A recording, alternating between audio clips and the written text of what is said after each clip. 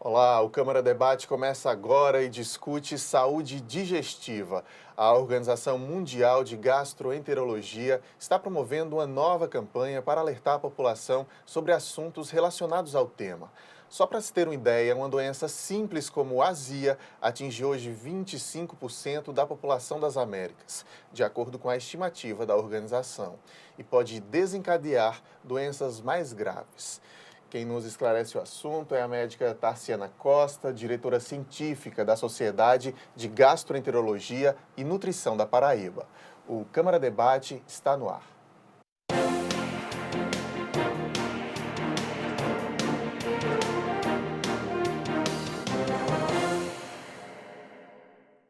Você de casa que nos acompanha, seja muito bem-vindo ao nosso Câmara Debate. Doutora Tarciana, também muito bom recebê-la aqui hoje para a gente discutir esse assunto. Seja bem-vinda. Muito obrigada. Doutora, todos os anos a Organização Mundial de Gastroenterologia promove campanhas relacionadas ao tema, né? Cada ano escolhe um tema diferente. Isso porque a população dá pouca atenção a esses assuntos e acaba existindo a necessidade de chamar a atenção para assuntos específicos? Bom, essa ação ela é feita pela Organização Mundial de Gastroenterologia e numa tentativa de aproximar a população com os cuidados relacionados à saúde do aparelho digestivo, né? Nesse dia que se comemora o Dia Mundial da Saúde Digestiva, Que é o dia 29. dia 29 de maio, perfeito. Então, todos os anos, um tema ele é escolhido para ser debate. Então, nós temos um dia específico para debatê-lo, mas essa campanha ela continua ao longo de todo o ano. E os temas relacionados à saúde do aparelho digestivo, eles são muito recorrentes na prática clínica. Então, são sintomas que englobam uma quantidade muito grande de pacientes. Então, há uma necessidade de haver uma educação popular, uma conscientização, uma orientação para que as pessoas reconheçam situações normais de situações que representam doenças e que precisam ser tratadas de forma adequada. Esse ano a azia é o foco da discussão, né? Por que escolheu-se, doutora? É comum, como eu falei na abertura do programa, a estimativa é que 25% da população nas Américas tenha azia. Quer dizer, eu acho que todo mundo conhece alguém ou todo mundo já teve em algum momento. Então, por que chamar a atenção para a azia esse ano? Embora, Léo, como você mesmo disse, é um tema muito recorrente, eventualmente quase todo mundo já teve algum episódio de azia, mas a gente observa que a prevalência das doenças cujo sintoma é a azia vem aumentando, principalmente nas populações ocidentais. Isso a gente precisa ser alertado, né? Então a gente vê que esse crescimento ele vem ocorrendo e um dos principais motivos, supõe-se, tem vários estudos que apontam para isso, é a ocorrência de obesidade, né? O peso vem aumentando, baseado em alguns aspectos da dieta, e a doença do refluxo gastroesofágico, que é a doença cujo principal sintoma é a azia, também vem tendo sua prevalência aumentada. Então, a WGO, né, que é a Organização Mundial de Gastroenterologia, esse ano teve como esse tema, né, esse enfoque, para que as pessoas tenham a consciência de perceberem-se com azia e, a partir daí, apontarem, será que isso é uma situação corriqueira, porque eu comi um pouquinho demais? Ou será que isso está ocorrendo numa frequência maior e já pode ser caracterizado como portador de uma doença? Então, é importante que se frise que a azia, por si só, não é uma doença, e sim um sintoma. E é um sintoma que ela é comum a algumas doenças do aparelho digestivo, mas a principal doença relacionada é a doença do refluxo gastroesofágico, que vem tendo aí sua prevalência, a gente observa que vem aumentando nos últimos anos. E a gente tem, o brasileiro principalmente tem a mania de não dar muita atenção às vezes para certos sintomas, certas doenças, se automedica, a gente também tem esse erro grave. Eu acho que para a azia, por exemplo, todo mundo anda com sal de fruta, com uma coisa ali, e não vai dando atenção de procurar um médico, de saber se é algo mais grave. Quer dizer, estamos errados em não dar tanta atenção caso essa azia se torne frequente? Isso, a gente vê que há uma automedicação muito grande em torno desse sintoma e muitas vezes sem a devida atenção. A azia ela pode ser a pontinha de um iceberg, então é um sintoma que está denunciando algum distúrbio subjacente, né? Como a gente já estava falando, a doença do refluxo gastroesofágico é a que está mais associada a esse sintoma. E pode ter desde formas mais leves até formas mais graves, com complicações. Então, é preciso estar atento para que a gente reconheça se é um indivíduo que tem sintoma esporádico, que somente utilizando a medicação pontualmente, de forma sintomática, pode resolver o problema, ou um paciente que tem sintomas recorrentes que a gente precise intervir de uma forma mais concreta, né? Existem complicações relacionadas se não for adequadamente tratado, né? Podendo culminar com o que é o mais grave, o que a gente sempre tenta evitar, que é com câncer de esôfago, que pode estar associado ao esôfago de Barrett, que é uma condição associada a um refluxo mal controlado. A gente deve procurar o médico a partir de que situação, doutora? Então, vamos pensar numa situação mais prática. Então, o indivíduo que tem, de forma recorrente, vamos pensar aí 2 a 3 vezes por semana, sintomas de azia. Então, o que é a azia, né? Às vezes a gente confunde um pouco essas terminologias, esses termos. Então, a azia é o que a gente chama de forma mais correta de pirose, é a queimação que fica atrás do peito. Tá? Então, esses sintomas, junto com a regurgitação, que é o retorno de conteúdo ácido do estômago, e você chega a sentir aquele líquido na garganta. Então, esses dois sintomas, que são os sintomas típicos, cardinais da doença do refluxo, então, se eles ocorrem com a frequência de 2 a 3 vezes por semana, se é um indivíduo que deita e não consegue se deitar, tem que ficar um pouco com o decúbito elevado, porque senão sente que aquele conteúdo está retornando. Então, esse indivíduo ele precisa ser avaliado por um especialista e tem alguns exames diagnósticos que facilitam nessa caracterização. Além desses sintomas típicos, né, da azia em si e a regurgitação, existem sintomas que não são tão claramente correlacionados a esse refluxo. Por exemplo, manifestações otorrinolaringológicas. É sabido que o refluxo ele pode ocasionar desde tosse crônica, rouquidão, laringite, problemas bucais, halitose. Então, tem vários problemas que são manifestações atípicas e que podem estar relacionadas a uma mesma fonte, a uma mesma gênese. Se não tratados, pode chegar a que ponto, doutor, essa doença, outras doenças se juntarem a algo que era mais simples? Pode chegar até um câncer, por exemplo? Isso. Pode. Então, o primeiro que afeta muito a qualidade de vida da pessoa, né? O paciente que tem uma doença do refluxo que não é controlada e que tem esse sintoma de azia de forma recorrente, é um indivíduo que muitas vezes não pode ir para um churrasco, não pode frequentar uma feijoada, não pode ter uma dieta um pouco mais copiosa que passa a ter sintomas. E isso prejudica muito a qualidade de vida. Quando esses sintomas ocorrem à noite, pode ter um prejuízo muito grande do sono. E uma noite de sono mal dormida acaba prejudicando toda a qualidade de vida dessa pessoa, né? E além disso, a gente pode ter complicações do próprio esôfago. Quando esse ácido, esse conteúdo do estômago, ele passa a refluir, ele sobe do estômago para o esôfago, ele pode agredir a mucosa e com isso pode provocar inflamação, erosões, chegando a ter ferimentos, sangramentos, podendo ter úlcera, dor.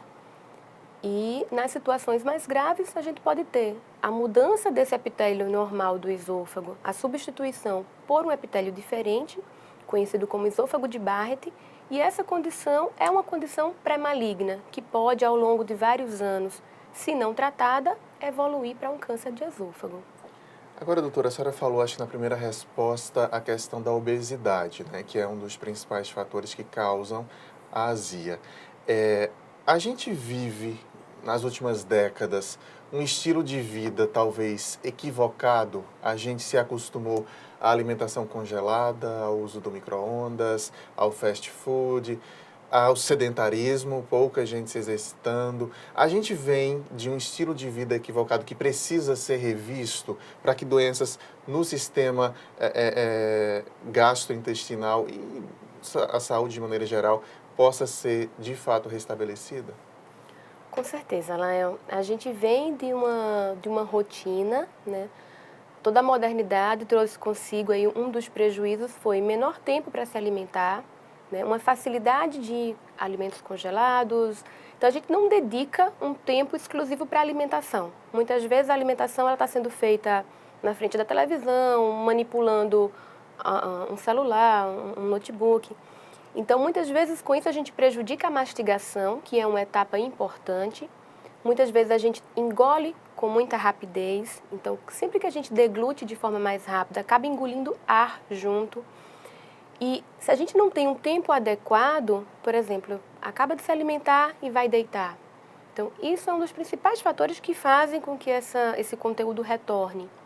Então, como uma medida para a gente diminuir a ocorrência desses sintomas, né, a gente já teria aí tentar ter uma dieta mais equilibrada e com um ambiente harmônico para uma refeição, né, tentar tirar os outros estímulos e focar realmente numa alimentação. Além da composição desse alimento, de alimentos mais saudáveis, evitar enlatados, embutidos. É claro que muitas vezes a gente não consegue fugir de todo, mas dá prioridade a alimentos mais saudáveis e a forma como isso é feito, né? Com tempo, com uma mastigação adequada, cuidando bem da higiene bucal, que tem dentes né, com características adequadas. Então, tudo isso é importante. Há vilões principais, há erros principais nessa nossa alimentação, nesse nosso dia a dia, que acabam atrapalhando? Ah. Então, muitas vezes o paciente chega para a gente e diz, então, não posso comer mais nada? Pode, né? A gente tem os principais alimentos e padrões na alimentação que a gente sabe que pioram, que aumentam a ocorrência desses sintomas. Então, em termos de alimentos, alimentos gordurosos e frituras, eles tendem a provocar mais episódios de refluxo, está mais associados ao sintoma azia. Além disso, o café, o chocolate, são alimentos que também tendem a piorar. Alimentos condimentados guardam uma certa relação, embora alguns estudos questionem, tá? Se pode comer a pimenta, se pode comer um alimento mais condimentado. Isso a gente tem que particularizar de indivíduo para indivíduo. De forma mais genérica, os principais vilões, os alimentos gordurosos, frituras, alimentos muito gaseificados, como refrigerantes, em especial a Coca-Cola. O tabagismo é uma das coisas que contribuem muito para a ocorrência de episódios de refluxo e consumo de bebida alcoólica. Tá? Além desses que dependem do alimento em si, o hábito de deitar logo depois que come e consumir líquido durante a refeição, isso também é um hábito que é muito comum na alimentação do brasileiro, sempre está comendo, se servindo junto de algum líquido. Isso também acaba piorando e aumentando os episódios de refluxo. Devemos fazer a refeição sem líquido algum? Seria assim? Idealmente, uma hora antes ou uma hora depois da refeição. Embora vai depender muito da intensidade de sintomas, né? Pessoas que não têm refluxo e que não se incomodam, não têm nenhum tipo de manifestação durante uma refeição com líquido, não tem que se preocupar. Porém, nos indivíduos que têm sintoma e que caracteristicamente pioram após esse consumo, realmente isso é uma das medidas que tem que ser evitada. A gente escuta às vezes, doutora, que a carne vermelha também é um desses vilões. É o excesso dela ou é ela mesma? Ou dá para a gente consumir algumas vezes por semana? Qual é a verdade aí da carne vermelha? A carne vermelha, então, tem várias situações, né, que estão associadas ao consumo de carne vermelha, especificamente em relação à digestão, né? É uma carne que é mais difícil de ser digerida, embora também depende da carne vermelha. Se a gente pega uma carne com teor maior de gordura, capas de gordura, então vai demorar mais tempo a digestão acontecer, que vai dificultar, o organismo vai ter que demandar mais tempo para conseguir digerir essa carne de forma adequada. Então, quem tem problema de refluxo, com certeza vai ter uma piora. Então, está relacionado com a qualidade, principalmente o teor de gordura associado e a quantidade. Vamos fazer uma pausa rápida aqui, doutora, para o intervalo, mas logo na sequência continuamos esse debate. Até já.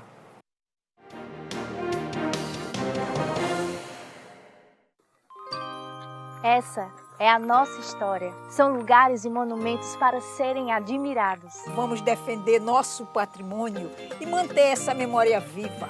Essa é a nossa cidade.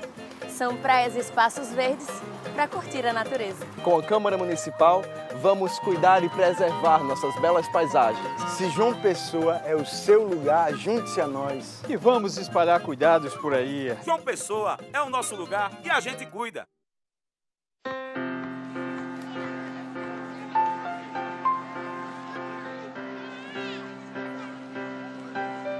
O que passa pela Câmara fica para você. Câmara Municipal de João Pessoa.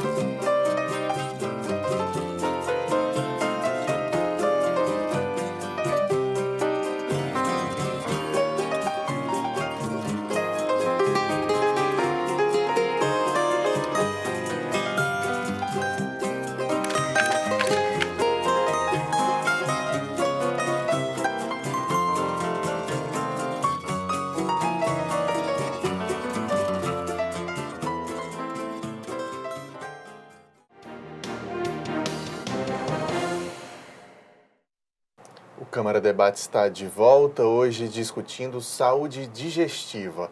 A Organização Mundial de Gastroenterologia promove campanhas anuais para alertar a população sobre assuntos relacionados ao tema. Aqui no estúdio estamos recebendo a doutora Tarciana Costa, diretora científica da Sociedade de Gastroenterologia e Nutrição da Paraíba. Doutora, no primeiro bloco eu lhe perguntei a questão da carne.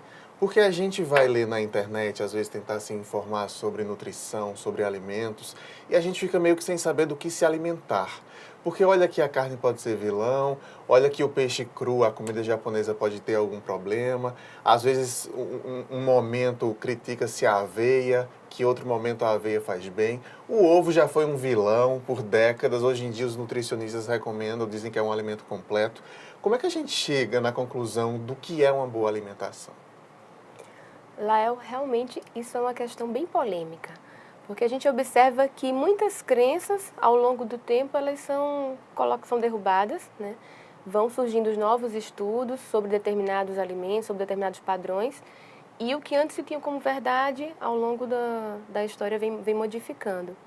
Então, tem muitos alimentos que já foram avidamente condenados, né, como você falou, e que agora a gente vê, não são tão vilões quanto pareciam, né? E enquanto outros a gente tem observado que tem se tornado mais recorrentes sintomas associados a eles. Então, habitualmente a gente observa que o padrão da alimentação do brasileiro, ele é muito carboidrato, muita gordura, muita fritura e pouca fibra. O que é ruim. O que é ruim. A gente precisa de fibra para que o trato gastrointestinal funcione de forma adequada, para regularizar o hábito do intestino. A gente precisa de hidratação ao longo do dia, né? Precisa que a gente consuma uma quantidade de líquido ao longo do dia, numa quantidade normal, principalmente nós aqui que vivemos num clima quente, então tem muita perda de líquidos. E, como a gente já havia comentado, o fato de, muitas vezes, nessa vida mais corrida, acabar aderindo a alimentos com embutidos, enlatados, por uma praticidade, isso acaba piorando. O organismo ele não é acostumado a estar digerindo certos produtos que esses alimentos contêm. Então, a gente tem um trato gastrointestinal que ele tem enzimas que digerem determinados alimentos, tem facilidade para digerir alguns, dificuldade para digerir outros. E se a gente modifica muito esse padrão, acaba tornando a digestão mais difícil, mais complicada. Essa fibra que a senhora fala que é fundamental ter na nossa alimentação, está em que alimentos? A gente tem aí vários grãos que têm fibras em boas quantidades. Então, granola, aveia, amaranto, linhaça, chia. Então, são vários grãos que ajudam o trato gastrointestinal a funcionar melhor, aumenta a massa de bolo fecal. Então, para quem tem problemas de digestão, muitas vezes relacionados à constipação do intestino, é interessante um consumo de fibras numa quantidade adequada. As folhas, os legumes também contêm fibras em quantidades generosas e devem fazer parte do nosso cardápio. O prato tradicional do brasileiro, que talvez não seja mais, já que a gente está exatamente discutindo que estamos nos enlatados, embutidos, congelados há bastante tempo, mas aquele prato do arroz, feijão e do bife ou do frango, enfim, da carne ali, ele é um prato completo? Ele é saudável de fato?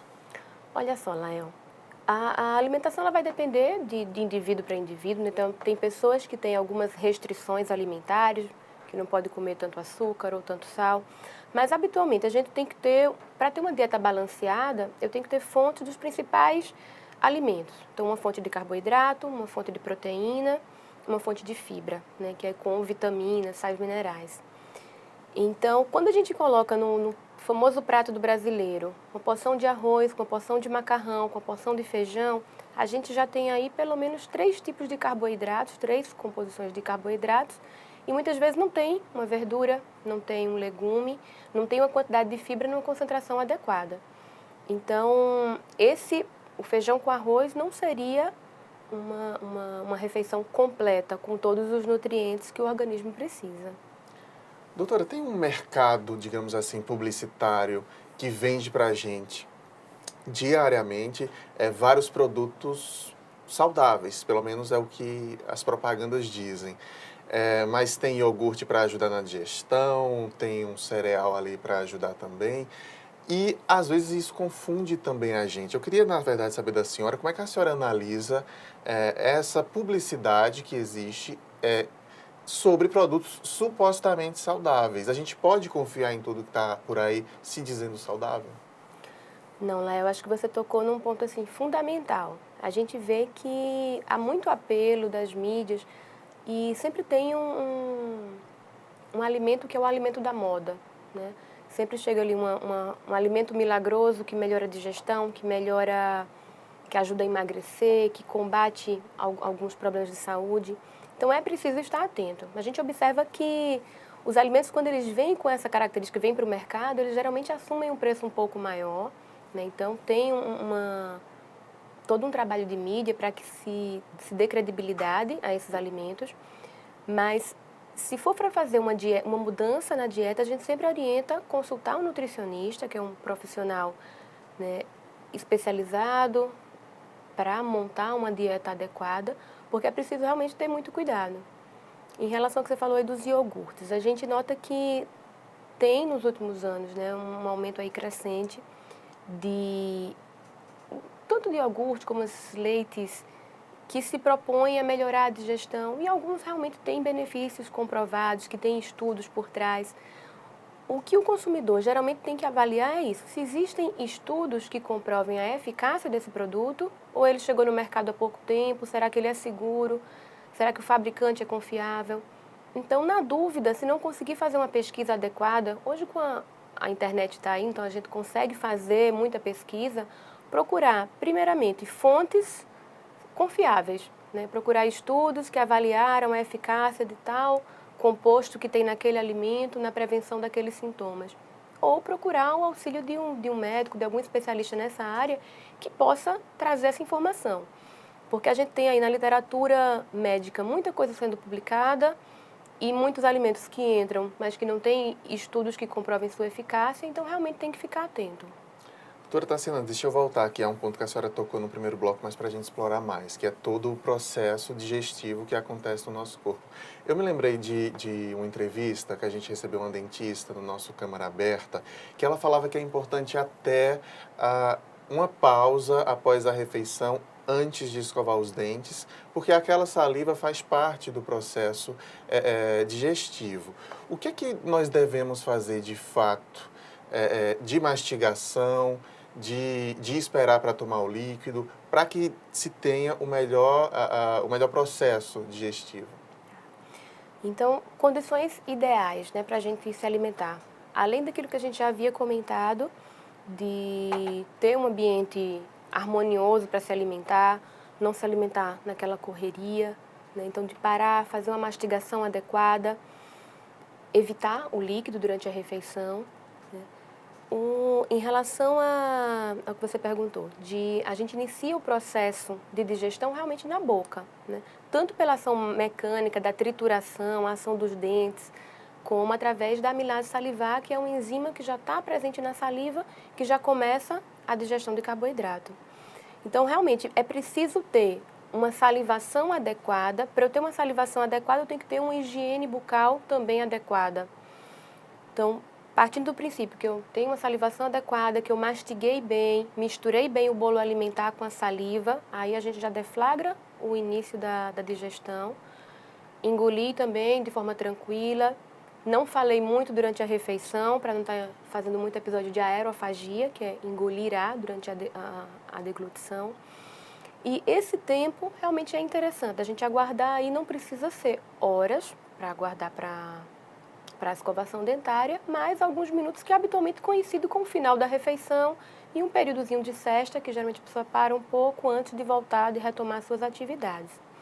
O líquido é recomendado de 1 a 2 horas depois e 1 a 2 horas antes. E esse cuidado tem que ser redobrado para quem tem sintomas de refluxo. Porque se a gente coloca uma alimentação mais copiosa, ou seja, um pouco mais volumosa, junto com o líquido do alimento, então imaginar um copinho, no mínimo 200 ml, 250 ml. Então, esse líquido, somado ao conteúdo da refeição, pode acabar sobrecarregando e aumentando os episódios de refluxo e, por consequência, a azia. Seguindo essas recomendações, a gente está pelo menos fazendo nossa parte para tentar se prevenir para uma série de doenças, né, doutora? Isso. A Sociedade de Gastroenterologia e Nutrição da Paraíba está com um evento marcado também para comemorar esse dia. Como é que vai ser isso, doutora? Isso, Lael. Então, essa proposta que vai acontecer de forma internacional, né, a campanha é mundial. Aqui no Brasil, a Federação Brasileira de Gastroenterologia também é parceira nesse projeto. E aqui na Paraíba, nós vamos promover um evento na próxima sexta-feira, no dia 29 de maio, que vai ser uma sessão ao público, realizada no Shopping Tambiá, de meio-dia até às 18 horas.